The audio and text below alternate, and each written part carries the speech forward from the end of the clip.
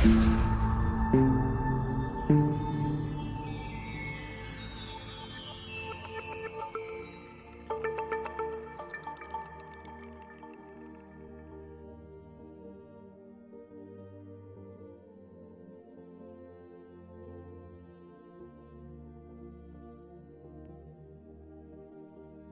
Kings chapter 17. In the 12th year of Ahaz king of Judah, Hoshea son of Elah became king of Israel in Samaria, and he reigned for 9 years. He did evil in the eyes of the Lord, but not like the kings of Israel who preceded him.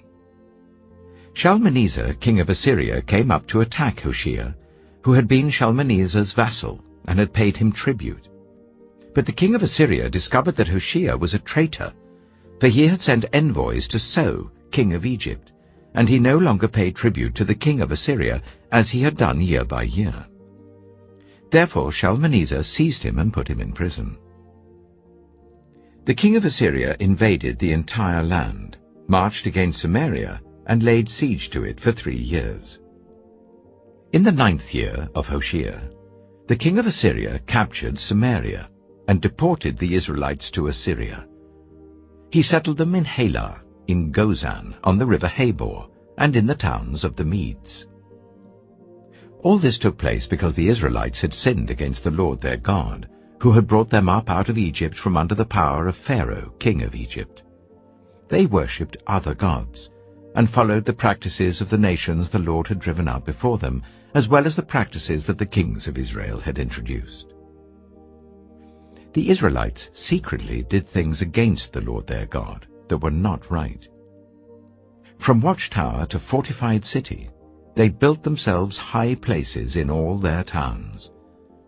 They set up sacred stones and Asherah poles on every high hill and under every spreading tree.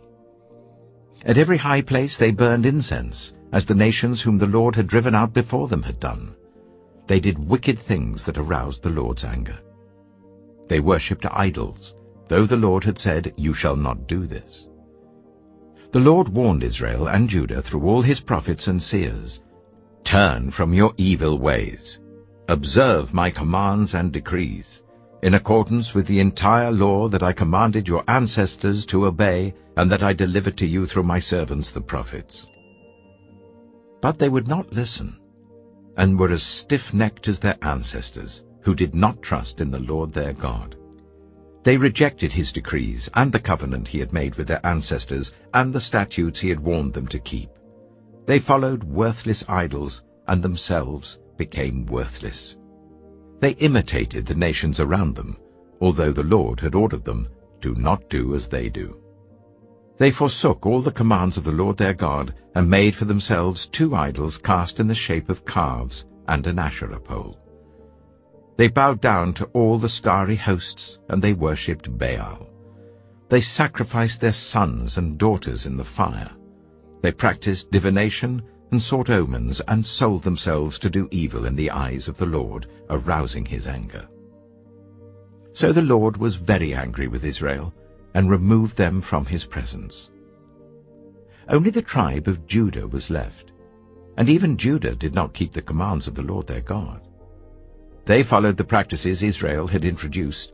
Therefore the Lord rejected all the people of Israel. He afflicted them and gave them into the hands of plunderers, until he thrust them from his presence. When he tore Israel away from the house of David, they made Jeroboam son of Nebat their king. Jeroboam enticed Israel away from following the Lord and caused them to commit a great sin. The Israelites persisted in all the sins of Jeroboam and did not turn away from them, until the Lord removed them from his presence, as he had warned through all his servants the prophets. So the people of Israel were taken from their homeland into exile in Assyria, and they are still there. The king of Assyria brought people from Babylon, Cuthah, Ava, Hamath, and Sepharvaim, and settled them in the towns of Samaria to replace the Israelites. They took over Samaria and lived in its towns. When they first lived there, they did not worship the Lord. So he sent lions among them, and they killed some of the people. It was reported to the king of Assyria, "The people you deported and resettled in the towns of Samaria, do not know what the God of that country requires. He has sent lions among them, which are killing them off, because the people do not know what he requires. Then the king of Assyria gave this order: Make one of the priests you took captive from Samaria go back to live there, and teach the people what the God of the land requires. So one of the priests who had been exiled from Samaria came to live in Bethel, and taught them how to worship the Lord. Nevertheless, each national group made its own gods in the several towns where they settled, and set them up in the shrines the people of Samaria had made at the high places. The people from Babylon made Succoth-Benoth, those from Cutha made Nergal, and those from Hamath made Ashima.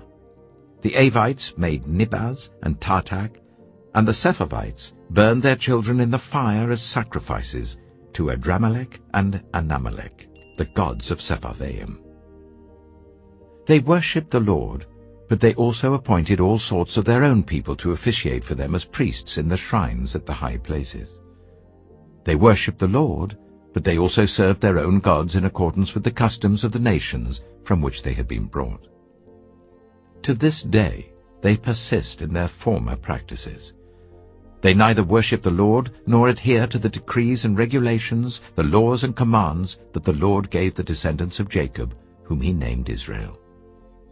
When the Lord made a covenant with the Israelites, he commanded them, "Do not worship any other gods, or bow down to them, serve them, or sacrifice to them. But the Lord who brought you up out of Egypt with mighty power and outstretched arm is the one you must worship. To him you shall bow down, and to him offer sacrifices. You must always be careful to keep the decrees and regulations, the laws and commands he wrote for you. Do not worship other gods. Do not forget the covenant I have made with you, and do not worship other gods. Rather, worship the Lord your God. It is he who will deliver you from the hand of all your enemies." They would not listen, however, but persisted in their former practices. Even while these people were worshipping the Lord, they were serving their idols. To this day, their children and grandchildren continue to do as their ancestors did.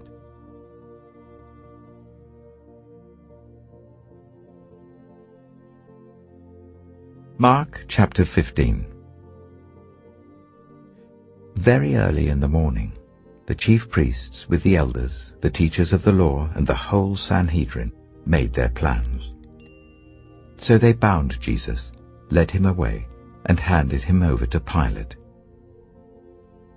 "Are you the king of the Jews?" asked Pilate.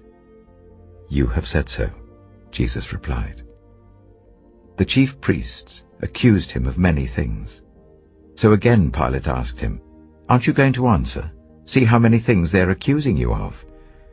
But Jesus still made no reply, and Pilate was amazed.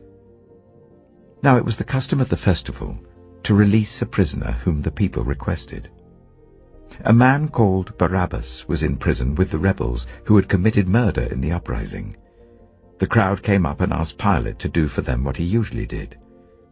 "Do you want me to release to you the king of the Jews?" asked Pilate, knowing it was out of self-interest that the chief priests had handed Jesus over to him.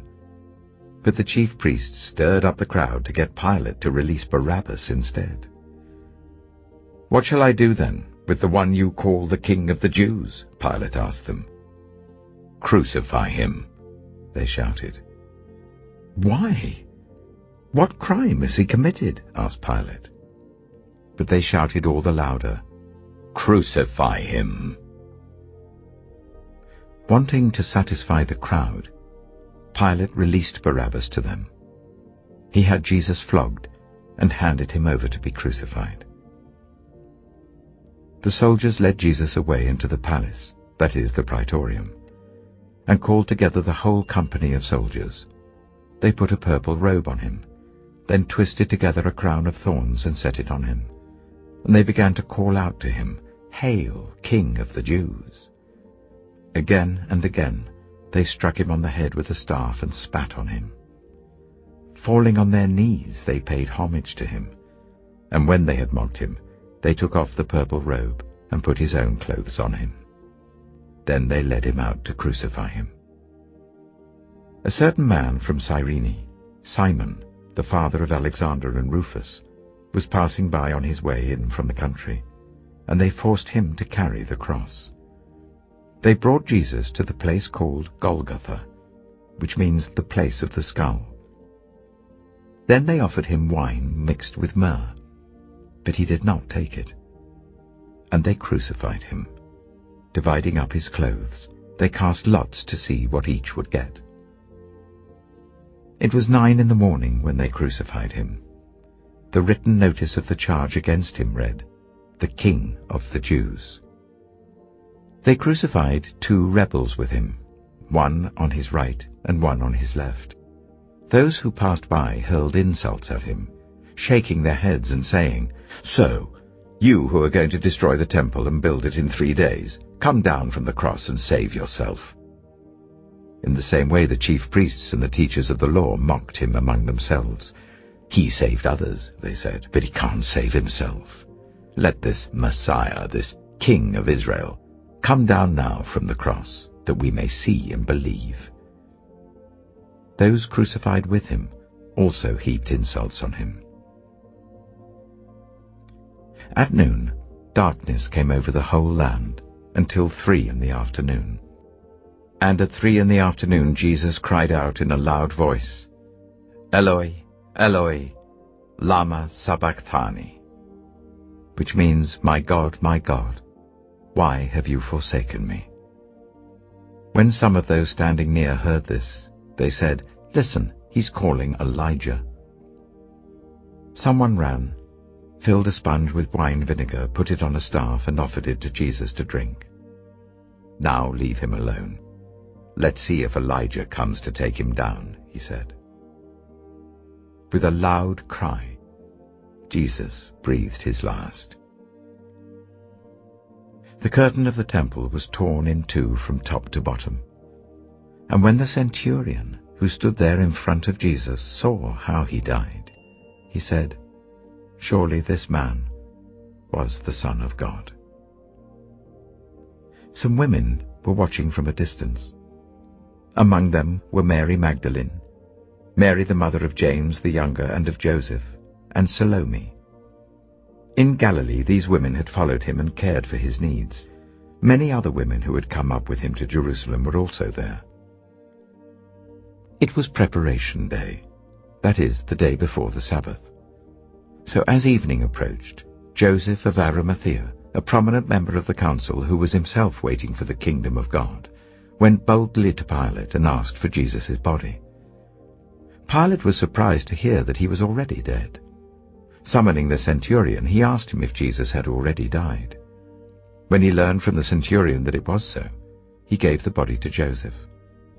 So Joseph bought some linen cloth, took down the body, wrapped it in the linen, and placed it in a tomb cut out of rock. Then he rolled a stone against the entrance of the tomb. Mary Magdalene and Mary the mother of Joseph saw where he was laid.